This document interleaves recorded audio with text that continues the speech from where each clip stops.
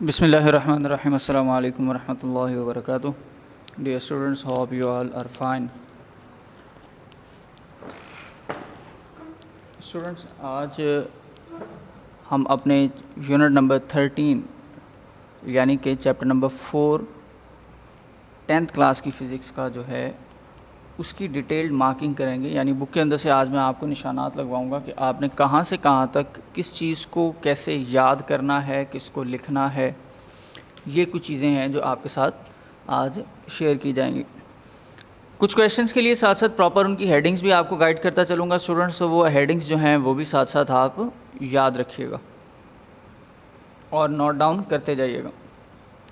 बेहतर होगा कि अगर आप साथ ही साथ अपनी बुक के ऊपर जो है वो पॉइंट आउट करना शुरू कर दें अपने क्वेश्चंस को और उनके आंसर्स को। तो स्टार्ट करते हैं स्टूडेंट्स हम आज के लेसन से। ये लेसन हमारा 51 बन चुका है और 10th की फ़िज़िक्स में अगर हम स्टूडेंट फर्स्ट पेज पर आएँ यूनिट नंबर 13 इलेक्ट्रोस्टैटिक के, तो पेज नंबर 69 पर आपकी बुक के जो फर्स्ट पैराग्राफ है उस फर्स्ट पैराग्राफ में आपको एक डेफिनेशन मिलती है। The study of charges at rest is called electrostatics और स्टैटिक इलेक्ट्रिसिटी। ये स्टूडेंट यहाँ पर फर्स्ट पैराग्राफ में आपको लास्ट 2 लाइन में ये डेफिनेशन जो है वो मिलती हैं। इसी तरह अगर हम फर्दर आगे मूव ऑन करें तो सबसे पहले नंबर पे हमने ये चीज़ डिस्कस की थी कि what is mean by the electrostatic induction. उस चीज़ को भी अगर हम साथ साथ जहन में रखें तो स्टूडेंट हमारे पास पेज नंबर 69 के ऊपर कुछ डिफरेंट एक्सपेरिमेंटल एक्टिविटीज़ जो हैं वो शो की गई हैं, जो मैंने आपके साथ पहले भी शेयर की थी। लेकिन इसमें एक इम्पॉर्टेंट पॉइंट आपने सिर्फ याद रखना है स्टूडेंट, और वो स्टार्ट होता है सेकेंड पैराग्राफ के अंदर से। फर्स्ट लाइन पे we can produce electric charge by rubbing a neutral body with another neutral body। दो न्यूट्रल बॉडीज़ को आपस में अगर रब करेंगे तो उनके ऊपर चार्जेस जो हैं वो प्रोड्यूस हो जाएंगे। ये एक इम्पॉर्टेंट पॉइंट आपने याद रखना। पेज नंबर 70 पर स्टार्ट में स्टूडेंट आपके पास कुछ पॉइंट्स लिखे हैं, इनकी आप हेडिंग बनाएंगे प्रॉपर्टीज़ ऑफ चार्जेस और फिर इनको 1 बाय 1 पॉइंट्स की फॉर्म में याद करेंगे। यहाँ से 1 2 3 4 5 these are the properties of charges. Second electrostatic induction है। स्टार्ट में आपको कुछ एक्सपेरिमेंटल एक्टिविटीज़ शो की गई हैं, लेकिन we just have to understand it and then learn the definition of electrostatic induction, which is on page number 71 in a blue block। ये definition याद करने के बाद आपके पास थर्ड टॉपिक आता है इलेक्ट्रोस्कोप का। इलेक्ट्रोस्कोप के अंदर स्टूडेंट डिफरेंट हेडिंग्स भी हैं, डिफरेंट इसके जो हैं वो मेथड्स भी हैं।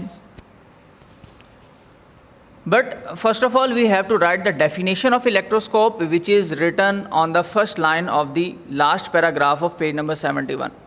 The gold leaf electroscope is a sensitive instrument for detecting charges. And after it, the paragraph started from, it consists of a brass rod with a brass disc up to end of this paragraph। ये complete paragraph जो होगा except first 2 lines, ये आपके पास construction है आपकी electroscope की। Now please come on the next page, page number 72। Construction के बाद अब आपने वर्किंग को जो है डिस्कस करना है। अब वर्किंग को डिस्कस करने के लिए आपके पास डिफरेंट हेडिंग्स आती हैं, यानी डिफरेंट टाइप्स की वर्किंग्स हैं जो आप यहाँ पर डिस्कस करते हैं। जिसमें सबसे पहला पॉइंट है आपके पास detecting the presence of charge. ये कंप्लीट पैराग्राफ है। सेकंड पे आपके पास स्टूडेंट आता है charging the electroscope by electrostatic induction. ये कंप्लीट पैराग्राफ। आपसे डिफरेंट पॉइंट्स पूछे जा सकते हैं। हो सकता है कि इट माइट बी पॉसिबल कि आपको क्वेश्चन आ जाए कि just right the charging of electroscope by electrostatic induction, तो आप सिंपल इसकी कंस्ट्रक्शन और उसके बाद ये एक्सप्लेन कर देंगे सिंपल। इसी तरह नेक्स्ट पे detecting the type of charge and last one is identifying the conductor and insulator. तो ये कुछ पॉइंट्स हैं जो आप मेंशन करेंगे वर्किंग के अंदर, और ये जो डायग्राम्स साथ साथ बनी हैं स्टूडेंट, ये डायग्राम्स बनाना ज़रूरी हैं। नेक्स्ट पॉइंट पे student the fourth topic is Coulomb's law. Coulomb's law की अगर स्टूडेंट बात की जाए तो ये हमारे पास एक इम्पॉर्टेंट लॉन्ग क्वेश्चन भी है, और इसमें सबसे पहले नंबर पे आपको कुछ इम्पॉर्टेंट पॉइंट्स मेंशन करने पड़ेंगे from the beginning of this topic. और ये पॉइंट स्टार्ट होगा आपके इस पैराग्राफ के स्टार्ट से। We know that a force of attraction और repulsion acts between two charge bodies. How is this force affected when the magnitude of the charge of two bodies और the distance between them is changed. अब जो इसकी explanation है student वो हमारे पास start होती है, लेकिन हमें सबसे पहले कूलम्स लॉ की डेफिनेशन को लिखना। हम पहले डेफिनेशन लिखेंगे, फिर थोड़ा सा एक्सप्लेन करेंगे, और वो एक्सप्लेनेशन हम बताएंगे कि कौन से साइंटिस्ट ने, उनके नेम हमारे पास क्या था। A French scientist Charles Coulomb in 1736 to 1806 इनकी लाइफ टाइम है, और in 1785 experimentally establish the fundamental law of electric force between two stationary charge particles. ये बेसिक जो है वो एक्सप्लेनेशन होगी। अच्छा, अब इसमें तरतीब आप क्या बना सकते हैं। सबसे पहले हेडिंग होगी कूलम्स लॉ की, फिर कूलम्स लॉ की हेडिंग के बाद आप छोटी सी इंफॉर्मेशन देंगे about the scientist. Then you have to write the definition of the Coulomb's law which is on the next page number 74 के फर्स्ट लाइन के अंदर स्टूडेंट ये देखें कूलम्स लॉ की हेडिंग है, और ये आपके पास फर्स्ट में स्टार्ट में ही डेफिनेशन मिल जाती है। Then you have to write the explanation, so give the heading before explanation, and then write the mathematical derivation and explanation of this Coulomb's law। और ये साथ डायग्राम जो है ये भी स्टूडेंट आप बना दीजिएगा। और इसी तरह अब यहाँ पर लास्ट में आपको मिलता है यूनिवर्सल कांस्टेंट की बात, यानी कि के is the constant of proportionality और उसकी वैल्यूज़ क्या हैं।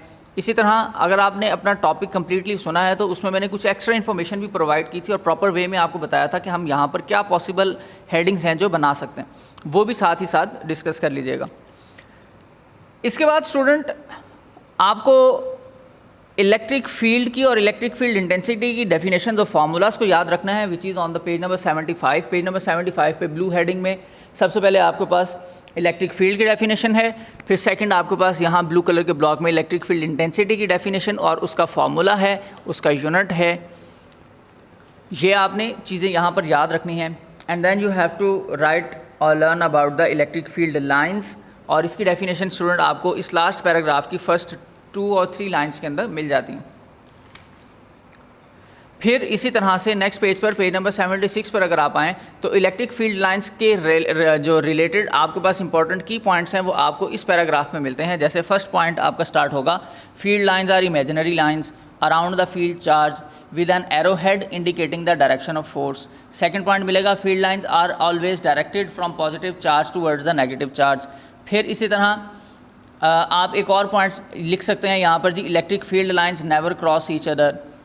क्लियर? तो ये 3-4 पॉइंट हैं जो इलेक्ट्रिक फील्ड लाइंस के आपको इस पैराग्राफ में मिलते हैं, ये आपने नोट डाउन करना। इसके बाद पेज नंबर 76 पर स्टूडेंट है इलेक्ट्रोस्टैटिक पोटेंशियल। तो सबसे पहले नंबर पे इस इलेक्ट्रोस्टैटिक पोटेंशियल को आप अगर कंसीडर करें तो ये लॉन्ग भी बन सकता है, लेकिन ये बहुत इंपॉर्टेंट लॉन्ग क्वेश्चन नहीं है। सो हमें क्या करना है, इलेक्ट्रोस्टैटिक पोटेंशियल या इलेक्ट्रिक पोटेंशियल की सिंपल डेफिनेशन याद रखनी है, उसका फॉर्मूला याद रखना है और उसका यूनिट याद रखना है, जाउल्स पर कूलम। ये 3 चीज़ें आपने याद रखनी है। अच्छा, इसी तरह अब देखें कि ये डेफिनेशन है हमारे पास वोल्ट की, लेकिन हमारे पास इलेक्ट्रिक पोटेंशियल की डेफिनेशन यहाँ से स्टार्ट होती है स्टूडेंट, इस ग्रीन हेडिंग के फ़ौरन बाद से। Electric potential at a point in an electric field is equal to the amount of work done in bringing a unit positive charge from infinity to that point. यहाँ तक ये आपकी definition होगी, ये इलेक्ट्रिक पोटेंशियल का formula होगा, ये उसका यूनिट और ये यूनिट की डेफिनेशन। इसी तरह नेक्स्ट पेज पर अगर आप आएँ पेज नंबर 77 पे, तो स्टूडेंट यहाँ पर भी आपको एक डेफिनेशन जो है वह मिल जाती है, और ये डेफिनेशन आपको मिलती है पोटेंशियल डिफरेंस की। यहाँ पर पेज नंबर 77 के मिड में पोटेंशियल डिफरेंस का फार्मूला स्टूडेंट ये लिखा है इक्वेशन 13.7 की, ये पॉइंट आप याद रखेंगे। फिर आपके पास आता है स्टूडेंट पेज नंबर 77 पर ही लास्ट में कैपेसिटर एंड कैपेसिटेंस, और इसकी first line, in order to store the charge a device which is called capacitor is used. ठीक है, ये एक इंपॉर्टेंट पॉइंट है वैसे ही। अच्छा, what is mean by the capacitor? It consist of the two thin metal plates to each other separated very small distance. The medium between these two plate is air or sheet of some insulator and this medium is known as dielectric. तो ये die electric की definition भी मिल गई, capacitor की definition भी मिल गई। इसी तरह नेक्स्ट पेज पर भी हमें कैपेसिटर और कैपेसिटेंस की डेफिनेशन भी मिल सकती है। कैपेसिटर को हम किस तरह से डिफाइन कर सकते हैं? A device that is used to store a charge, this is called capacitor, and the ability to store a charge, this is called capacitance. So ये डिफरेंस भी आपने साथ साथ याद रखना। अब स्टूडेंट, ये हमारे पास कैपेसिटर और कैपेसिटेंस का एक फार्मूला है। ये कैपेसिटेंस का प्रोपोर्शनैलिटी कांस्टेंट था जिसको हमने यूज़ किया एज एन कैपेसिटेंस, ये उसका फार्मूला है। ये आपको डेफिनेशन मिलती है स्टूडेंट यहाँ पर फैरेड की, 1 फैरेड की। 1 फैरेड क्या है? 1 farad student, farad is the unit of capacitance, ये आपने याद रखना है। Some other unit of the capacitance are microfarad, nanofarad and picofarad, ये पॉइंट भी आप यहाँ से याद रखेंगे। इसके बाद स्टूडेंट हमारे पास मोस्ट इंपॉर्टेंट लॉन्ग क्वेश्चन आ जाते हैं, और मोस्ट इंपॉर्टेंट लॉन्ग क्वेश्चन हमारे पास कौन से हैं स्टूडेंट? वो हैं parallel and series combination of capacitors. तो स्टूडेंट सबसे पहले नंबर पे हमारे पास पैरेलल कैपेसिटर की जो है वो डिटेल है, और पैरेलल कैपेसिटर का ये जो कम्बिनेशन है इसके 5 और 4 पॉइंट्स आप लोग बना सकते हैं विद डिफरेंट हेडिंग्स, जिसमें सबसे पहले आप हेडिंग देंगे पोटेंशियल डिफरेंस, सेकंड आप स्टूडेंट हेडिंग देंगे कैपेसिटेंस, इसी तरह फिर आप लिखेंगे वेरिएशन ऑफ कैपेसिटर्स, यानी फिर इसके बाद आ जाएगा कि इक्विवेलेंट कैपेसिटर, और फिर इसके बाद आ जाएगा लास्ट में nth नंबर ऑफ कैपेसिटर्स। तो सेम यही 5 हेडिंग आप कैपेसिटर इन सीरीज कम्बिनेशन के लिए भी मेंशन कर सकते हैं, जो कि नेक्स्ट पेज नंबर 80 और 81 के ऊपर मेंशन है। इनके साथ इनके जो फार्मूलाज हैं स्टूडेंट, खास तौर पर इक्विवेलेंट कैपेसिटेंस वाले, ये फार्मूलाज बहुत ज़रूरी याद रखने हैं क्योंकि आपके न्यूमेरिकल प्रॉब्लम्स में ये यूज़ होने वाले हैं। इसके बाद स्टूडेंट हमारे पास नेक्स्ट पेज नंबर 82 पर आते हैं डिफरेंट टाइप्स ऑफ कैपेसिटर, और टाइप्स ऑफ कैपेसिटर का प्रॉपर मैंने लॉन्ग क्वेश्चन आपको इसी तरह से स्क्रीन पर शो करके बताया था। इसमें डिफरेंट हमारे पास टाइप ऑफ कैपेसिटर्स हैं जिनकी एक्सप्लेनेशन है मैं फिर से बता देता हूँ student. First of all you have to write the about the parallel plate capacitor, then electrolytic capacitor. फिर इस फर्स्ट पैराग्राफ के अंदर आपके पास 2 हेडिंग्स हो गई। फिर इसके बाद ये थर्ड पैराग्राफ है, फर्स्ट पॉइंट लिखा है पेपर कैपेसिटर, ये कंप्लीट उसके अकॉर्डिंग है। मीका कैपेसिटर, ये second last paragraph mica capacitor के अकॉर्डिंग है। और लास्ट में है वेरिएबल कैपेसिटर, और वेरिएबल कैपेसिटर की जो एक्सप्लेनेशन है वो पेज नंबर 82 और पेज नंबर 83 के ऊपर मेंशन है। इसी तरह पेज नंबर 83 पे जो लास्ट टॉपिक है डिफरेंट टाइप्स ऑफ कैपेसिटर का, उसमें डिटेल बताई गई है इलेक्ट्रोलाइटिक कैपेसिटर की, तो वो डिटेल भी आप वहाँ पर मेंशन कर सकते हैं। तो ये कुछ हेडिंग्स बनी, मैं रिपीट कर रहा हूँ स्टूडेंट। सबसे पहले parallel plate capacitor, electrolytic capacitor, paper capacitor, paper capacitor को फिक्स्ड कैपेसिटर भी कहा जाता है, मीका कैपेसिटर, वेरिएबल कैपेसिटर। तो ये कुछ हमारे पास पॉइंट थे इनके टाइप्स ऑफ कैपेसिटर्स में। यूजेस ऑफ कैपेसिटर्स के अंदर स्टूडेंट मैंने ऑलरेडी आपको इंपॉर्टेंट पॉइंट्स बता दिए हैं कि हमने अप्रॉक्सीमेटली 5 to 6 पॉइंट्स जो हैं वो याद रखने हैं यूजेस के, जिसमें सबसे पहले नंबर पे हम हेडिंग्स के अकॉर्डिंग लिख सकते हैं। अगर हम हेडिंग्स के अकॉर्डिंग लिखें तो स्टूडेंट हमारी जो सबसे पहले हेडिंग बनती है यूजेस ऑफ कैपेसिटर्स के अंदर, ये मैंने आपको बताई थी स्टूडेंट इलेक्ट्रिकल डिवाइसेस की, फिर मैंने इसके बाद आपको बताया था इलेक्ट्रिकल अप्लायंसेस की, फिर इसी तरह आपको बताया था इलेक्ट्रॉनिक सर्किट्स की, फिर आपको इसके बाद मैंने स्टूडेंट बताई थी एक हेडिंग फिल्टर सर्किट्स की, और लास्ट में हमने डिस्कस किया था सिरेमिक कैपेसिटर्स को। तो ये कुछ इंपॉर्टेंट पॉइंट्स मैंने स्टूडेंट यहाँ से आपको इस पूरे पैराग्राफ के अंदर से 5 to 6 पॉइंट्स जो हैं वो कंक्लूड कराए थे विद हेडिंग्स, ये आपने नोट डाउन करके याद करना है। एप्लीकेशन ऑफ इलेक्ट्रोस्टैटिक के अंदर स्टूडेंट ये सिर्फ और सिर्फ आपके पास एक एक्सप्लेनेशन है, डिटेल है जो आपने साथ साथ याद रखनी है। एयर क्लीनर की डिटेल, डायग्राम, पाउडर पेंटिंग की डिटेल और डायग्राम मैंने बहुत अच्छे तरीके से आपको काफ़ी डिटेल के अंदर जो है ये डिस्कस कर दिया था। इसमें से प्रॉपर एक्स्ट्रा कोई चीज़ याद करने के लिए नहीं है। स्कूल लेवल पे आपसे अगर क्वेश्चन पूछ लिया जाए तो आप इसकी एक्सप्लेनेशन और वर्किंग डिफाइन कर सकते हैं।